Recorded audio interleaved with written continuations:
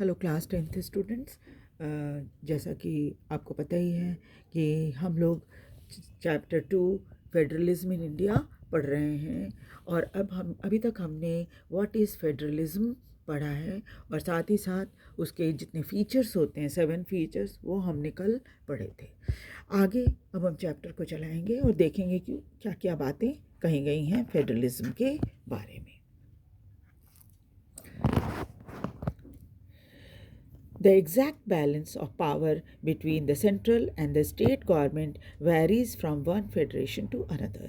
कहते हैं कि जो बैलेंस ऑफ पावर होता है वो सेंट्रल और स्टेट गवर्नमेंट में अलग अलग फेडरेशन में अलग होता है, यानी भारत में अलग होगा, कोई दूसरे देश में अलग होगा।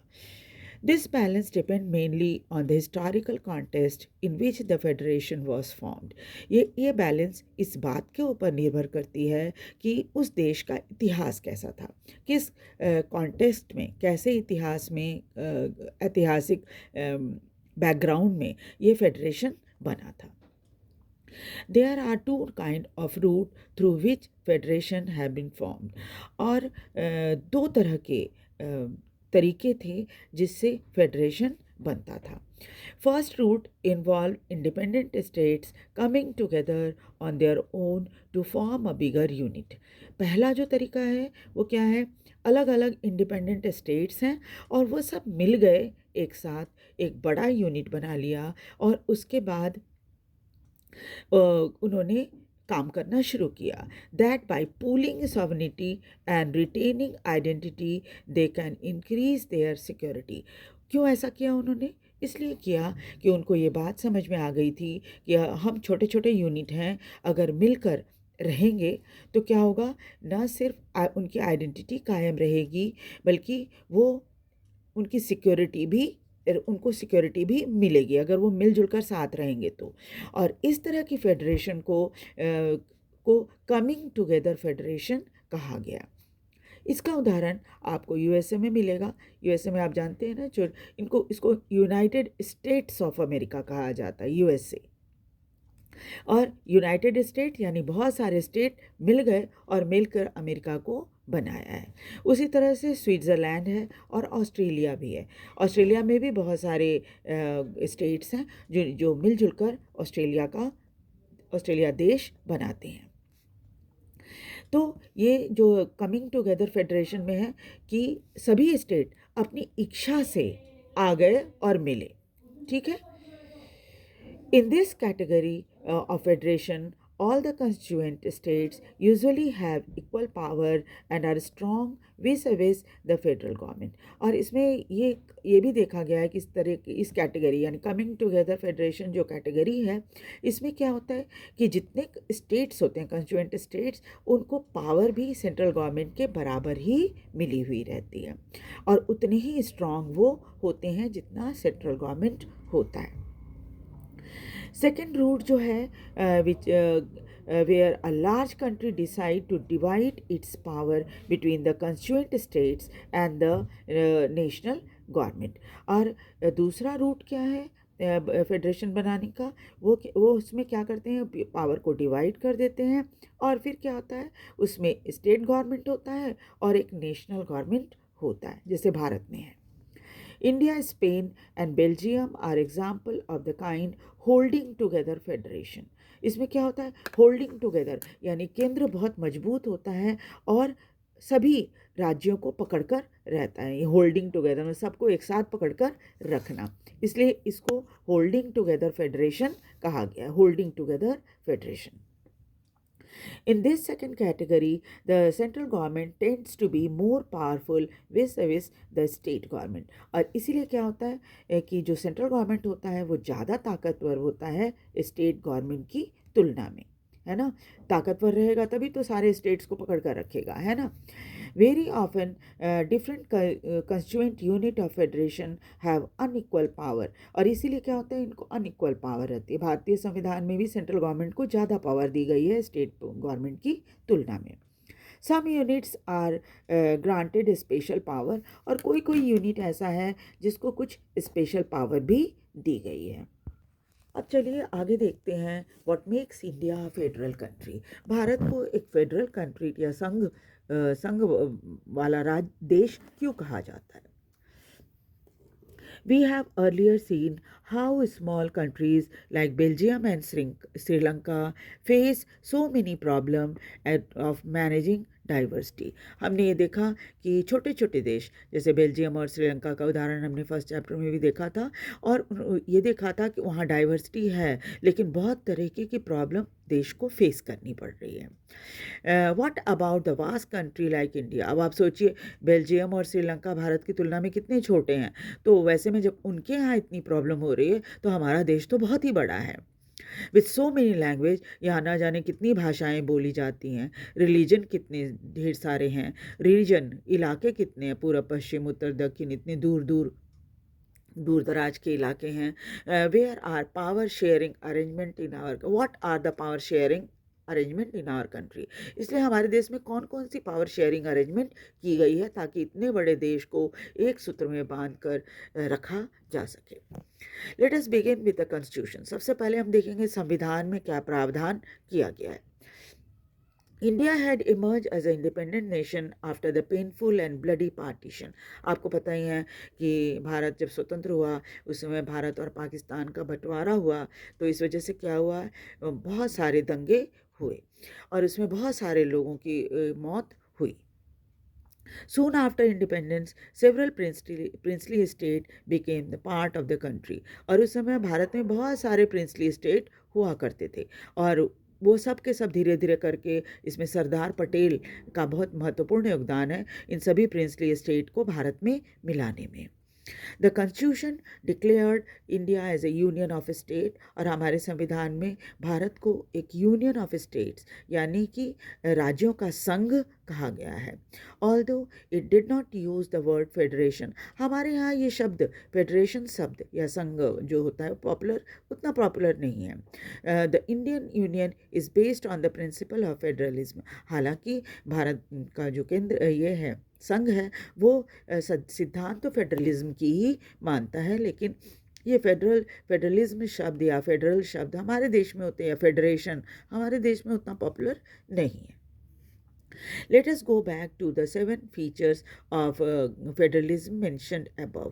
पहले हमने 7 फीचर पढ़े थे, कल का वीडियो में आप एक बार देखिएगा तो आपको याद आ जाएगा कि वो 7 फीचर कौन कौन से थे। We can see that all these feature apply to the provision of the Indian Constitution, और ये सभी फीचर जो है हमारे भारतीय संविधान के अकॉर्डिंग है। The constitution originally provided the 2-tier system of government. पहले भारत जब का संविधान जब लिखा गया था उस समय 2 ही स्टेप्स थे, एक था union government and we call it central government, जिस यूनियन गवर्नमेंट या सेंट्रल गवर्नमेंट कहते हैं, representing the union of India, भारत के संघ को रिप्रेजेंट करता है, एंड द स्टेट गवर्नमेंट, और स्टेट गवर्नमेंट होती है। Later a 3rd-tier federalism was added in the form of panchayat and municipality. उसके बाद एक और स्टेप रखा गया, वो था पंचायत गाँव में और म्यूनसिपैलिटी शहरों में, है ना। इस तरह से क्या हुआ, एक हॉरिजॉन्टल बना, एक वर्टिकल लाइन बनी, सबसे पहले सेंट्रल गवर्नमेंट, फिर स्टेट गवर्नमेंट और फिर पंचायत। ये वर्ड जो हॉरिजॉन्टल लाइन होती है वो ऐसे होती है ना, वर्टिकल लाइन जो है वो ऐसे है। अब देखेंगे कि जो पावर है उसका क्या किया गया। These different enjoy separate jurisdiction, सबकी सेपरेट जुरिस्डिक्शन है। सेंट्रल गवर्नमेंट का तो पूरा देश है, स्टेट, आप स्टेट के मैप को देखिए, हर स्टेट का अपना अपना जुरिस्डिक्शन बना हुआ है। Constitution clearly provided the threefold distribution of legislative power between union government, state government and thus it contain 3 list, और ये पावर जो है ना 3 कैटेगरी में रखी गई है संवैधानिक रूप से, एक यूनियन गवर्नमेंट की, एक स्टेट गवर्नमेंट की। 3 लिस्ट है, एक यूनियन लिस्ट कहलाता है, एक स्टेट लिस्ट कहलाता है और एक कॉन्करेंट लिस्ट कहलाता है। चलिए देखते हैं यूनियन लिस्ट में क्या क्या है। Union list include subject of national importance such as defence of the country, foreign affairs, banking, communication and currency. जो यूनियन लिस्ट यानी केंद्र सरकार को जो जो संवैधानिक पावर मिली हुई है उसमें क्या क्या है, फॉरेन अफेयर्स यानी विदेश के साथ भारत के कैसे संबंध होंगे, कौन से देश के साथ कैसा संबंध होगा, ये सब तय करना। फिर बैंकिंग, बैंक में जितनी तरह के काम होते हैं वो सब पूरे देश में समान ही होते हैं। आप सोचिए कि अगर अलग अलग राज्यों को अलग अलग ये बैंक जो है वो राज्यों की कैटेगरी में अगर रख दिया जाए बजाय यूनियन लिस्ट के स्टेट लिस्ट, तो सबकी करेंसी अलग अलग हो जाएगी या जो लेन देन होगा अलग तरीके का हो जाएगा, तो फिर कितनी मुश्किल होगी आपको एक जगह से दूसरी जगह जाने में। इसलिए इसको केंद्र सरकार को दे दिया गया है ताकि इससे संबंधित जितने नियम हैं पूरे भारत में समान रूप से लागू हों। उसके बाद ये कम्युनिकेशन, कम्युनिकेशन के साथ भी सेम बात है कि अलग अलग अगर राज्यों को ये पावर दे दी जाएगी कि तुम अपने आप से कम्युनिकेशन के तरीके बनाओ या रूल बनाओ, तब तो बहुत ही मुश्किल हो जाएगा। आप एक जगह से दूसरी जगह जाओगे, बहुत तरह की प्रॉब्लम आपको फेस करनी पड़ेगी किसी से कम्युनिकेट करने में। उसी तरह से करेंसी भी है कि पूरे देश की करेंसी समान हो, इसलिए केंद्र सरकार को ये पावर दी गई है। ठीक है। They are included in this list because we need uniform policy on these matters। और ऐसा इसलिए यूनियन लिस्ट में रखा गया है ताकि पूरे देश के लिए एक ही तरह की पॉलिसी बनाई जा सके। In the union government alone can make law relating to the subject mentioned in the union list। और इस यूनियन लिस्ट में इन सब के बारे में जो कानून है बनाने का अधिकार सिर्फ केंद्र सरकार को होता है। अब चलिए देखें स्टेट लिस्ट। स्टेट लिस्ट में क्या क्या चीज़ें हैं। State list contain subjects of state and the local importance such as police, trade, commerce, agriculture and irrigation। State list में उन सभी सब्जेक्ट्स को रखा गया है जो लोकल इम्पोर्टेंस की है, यानी कि राज्य में पुलिस की व्यवस्था करना, व्यापार की व्यवस्था करना, कॉमर्स कैसा होगा, एग्रीकल्चर, वो सब आपको पता ही है। भारत में तो इतनी वैरायटी है, इतना अलग अलग एरिया है कि जहाँ हर किसी की ज़रूरत अलग है। कोई इलाका पहाड़ी है, कोई रेगिस्तानी है ना, तो इस वजह से कोई प्लेटू है, प्लेन है ना। तो इस वजह से क्या है कि इसलिए राज्यों को ये पावर दी गई है कि इस सब खेती वगैरह से संबंधित जो भी फैसले हो वो राज्य सरकार ले। The state government alone can make law relating to the subject mentioned in the state list। और स्टेट लिस्ट में जितने सब्जेक्ट्स हैं उन सब पर कानून बनाने का अधिकार सिर्फ राज्य सरकार को होता है। तीसरी लिस्ट है concurrent list. Included subject of common interest to both the union government as well as the state government such as education, forest, trade unions, marriage, adoption and succession. अब क्या है, कॉन्करेंट लिस्ट में ऐसे subject रखे हैं जो दोनों के लिए दोनों के इंटरेस्ट की, कॉमन इंटरेस्ट की है, यूनियन गवर्नमेंट की भी और स्टेट गवर्नमेंट की। जैसे शिक्षा से संबंधित दोनों मिलजुल कर कानून बनाते हैं, शिक्षा से संबंधित, जंगलों के बारे में या जो फॉरेस्ट होते हैं उसके बारे में, ट्रेड यूनियंस के बारे में, आपको पता है यूनियन वगैरह जो मज़दूरों की यूनियन होती है उन सब के संबंध में, या विवाह से संबंध में दोनों मिलजुल कर करते हैं, राज्य भी और केंद्र सरकार भी और राज्य सरकार भी। अडॉप्शन, गोद लेने का जो कानून होता है, आपने किसी बच्चे को गोद लिया है या किसी को गोद लिया उससे संबंधित। सक्सेशन यानी उत्तराधिकार, किसी के घर में अगर जो मालिक है उसकी मृत्यु हो जाए तो उसके बाद उसका अधिकार किसको दिया जाएगा, उसके संपत्ति का अधिकार। इन सब में कानून दोनों केंद्र और राज्य सरकार दोनों मिलकर बनाते हैं। Both the union as well as the state government can make law on the subject mentioned in the list। इसमें क्या है, दोनों कानून मिलकर भी कानून बना सकते हैं, अपने अलग अलग कानून बना सकते हैं। लेकिन अगर दोनों ने अपना अलग अलग कानून बनाया, if their law conflict, और दोनों के बीच में विवाद है with each other, the law made by the union government will prevail। तब क्या होगा, केंद्र सरकार ने जो कानून बनाई है उसी को लागू कर दिया जाएगा। What about the subject that do not fall in any of the three list। अब सवाल ये उठता है कि 3 लिस्ट तो बनाई है आपने, स्टेट गवर्नमेंट की, स्टेट की और यूनियन की और कॉन्करेंट की, लेकिन ऐसे सब्जेक्ट जो कि इन तीनों में से किसी लिस्ट में नहीं आते, जैसे और सब्जेक्ट लाइक कंप्यूटर सॉफ्टवेयर, आपको पता ही है जिस समय संविधान बना था उस समय तो कोई कंप्यूटर सॉफ्टवेयर जैसी कोई चीज़ थी नहीं, तो वो बाद में आई। तब इसका क्या करेंगे? That came up after the constitution was made, है ना, संविधान बनने के बाद ये कंप्यूटर सॉफ्टवेयर आया। अकॉर्डिंग टू आवर कॉन्स्टिट्यूशन, तब हमारे संविधान में भी इसके संबंध में लिखा है। क्या लिखा है?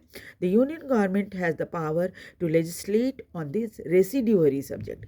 इस तरह के सब्जेक्ट जो संविधान बनने के बाद आए उनको रेसिड्यूअरी सब्जेक्ट की कैटेगरी में रखा गया, और इसमें सिर्फ यूनियन गवर्नमेंट को ये पावर दिया गया कि वो इससे संबंधित कानून बनाए।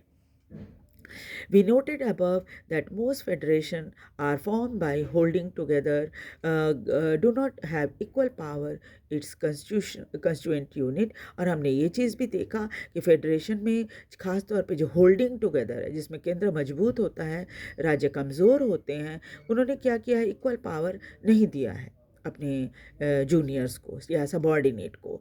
दस all the state in Indian union do not have identical power. इसलिए हर भारतीय संघ के जितने राज्य हैं सबको बराबर अधिकार नहीं मिला है। Some state enjoy special status, कुछ स्टेट को स्पेशल स्टेटस दिया गया है, जैसे Jammu Kashmir has its own constitution. Jammu Kashmir का संविधान जो था वो अलग था, लेकिन अब ये तो इतिहास हो गया है, और अब जम्मू कश्मीर जैसा अलग कोई स्टेट नहीं है, क्योंकि अब तो जम्मू कश्मीर को केंद्र शासित प्रदेश बना दिया गया है। इसलिए ये बातें आप छोड़ दीजिए। Many provisions of the Indian Constitution are not applicable to the state without the approval of the State Assembly। और इस जम्मू कश्मीर जब अलग से स्पेशल दर्जा उसको मिला हुआ था, तब ये बात कही गई थी कि बहुत सारे भारत में भारतीय संविधान की बहुत सारी बातें इस स्टेट में लागू नहीं होती थी, क्योंकि स्टेट नहीं होती थी जब तक स्टेट असेंबली उसका अप्रूवल ना दे दे। Indian who are not permanent resident of the state cannot buy land or house here। उस समय जब ये जम्मू कश्मीर एक स्टेट था तो क्या था, किसी भी भारतीय को वहाँ पर घर ज़मीन खरीदने का अधिकार नहीं था। अब ऐसा नहीं है, आप कोई भी जाकर वहाँ घर ज़मीन खरीद सकता है। Similar special provision exist for some other state of India as well. कुछ और स्टेट्स में भी इस तरह के प्रोविज़न बने हुए हैं कि हर कोई वहाँ ज़मीन जायदाद नहीं खरीद सकता। जैसे अरुणाचल प्रदेश जो बॉर्डर एरिया है इसके साथ, चाइना के साथ, वहाँ पर भी थोड़ा सा ये सब कानून लागू होता है। There are some unit of the Indian union which enjoy little power. भारत के कुछ यूनिट्स ऐसे भी हैं जो बहुत छोटे हैं और उनको बहुत कम पावर दी गई है। These are area which are not small to become an independent state but which could not be merged with any existing state. और ये इतने छोटे हैं कि इन्हें इंडिपेंडेंट स्टेट नहीं बना जा सकता, और ना ही इनको आज के किसी जो स्टेट है उसमें मिलाया जा सकता है। These states like Chandigarh, Lakshadweep और capital city of Delhi is called union territory. इसलिए इन एरिया को, जैसे चंडीगढ़ है, लक्षद्वीप है, दिल्ली है, इसको यूनियन टेरिटरी या केंद्र शासित प्रदेश कहा जाता है। This territory do not have the power of the state. वैसे इनको टेरिटरी बनाया गया है लेकिन स्टेट की तरह इनको पावर नहीं दी गई है। The central government has the special power in running this state. जो सेंट्रल गवर्नमेंट होती है उसको विशेष पावर दी गई है, वो इन स्टेट्स को या इन एरिया को, जो यूनियन टेरिटरी है, उसको चलाती है। This sharing of power between the union government and the state government is the basis of structure of the constitution। जो शेयरिंग है पावर यूनियन गवर्नमेंट और स्टेट गवर्नमेंट की, ये हमारे संविधान के मूल अधिकारों में है ना, मूल स्ट्रक्चर में है। It is not easy to make changes in this power sharing arrangement. और इसमें इतना आसान नहीं है पावर शेयरिंग अरेंजमेंट को बदलना। The parliament cannot on its own changes this arrangement. सिर्फ पार्लियामेंट को भी ये अधिकार नहीं है अकेले कि वो इस अरेंजमेंट को जो संविधान में लिखा है उसको बदले। Any change to it has the first pass by both the houses of parliament with at least 2/3 of majority। अगर कुछ इस तरह के संवैधानिक बदलाव करने पड़े तो पहले तो दोनों हाउस यानी upper house lower house parliament की जो है उसमें 2/3 मेजॉरिटी होनी चाहिए, then it has to be rectified by the legislature of at least half of the total state. और भारत में जितने स्टेट हैं उनके लेजिस्लेचर में भी, जैसे अभी 28 हैं तो कम से कम 14-15 स्टेट को जितने स्टेट हैं वो इस चीज़ को सुधारेंगे, उसके बाद ही इसको लागू किया जा सकेगा. The judiciary plays an important role in the overseeing the implementation of the constitutional provisional. और जो अदालत होती है ना, कोर्ट्स जो होती हैं वो जुडिशियरी वो नज़र रखती है कि ये जो जितने कानून बने हुए हैं संविधान में उसको सही तरीके से लागू किया जा सके. ये नहीं कि केंद्र सरकार मनमानी करे. In case of any dispute about the division of power, अगर दोनों के पावर जो मिले हुए हैं संवैधानिक उसमें किसी तरह का डिस्प्यूट या झगड़ा होता है, the high court and the supreme court make a decision. तब हाई कोर्ट और सुप्रीम कोर्ट को ये पावर मिली है कि वो फैसला करें. The union and the state government have the power to raise resources by levying taxes in order to carry on the government and the responsibilities assign to each of them. और union और state government को ये power दी गई है कि वो tax लगाकर जनता से अपनी ज़रूरतों को पूरा कर सके, पैसे की ज़रूरतों को पूरा कर सके और गवर्नमेंट और अपनी रिस्पॉन्सिबिलिटी को सही तरीके से चला सके. तो नेक्स्ट क्लास में हम लोग हाउ इज़ फेडरलिज्म प्रैक्टिस इसके बारे में पढ़ेंगे. ठीक है, आपको वीडियो कैसा लग रहा है आप इसके बारे में ज़रूर बताएं, कमेंट करें और वीडियो को लाइक और सब्सक्राइब भी ज़रूर करें.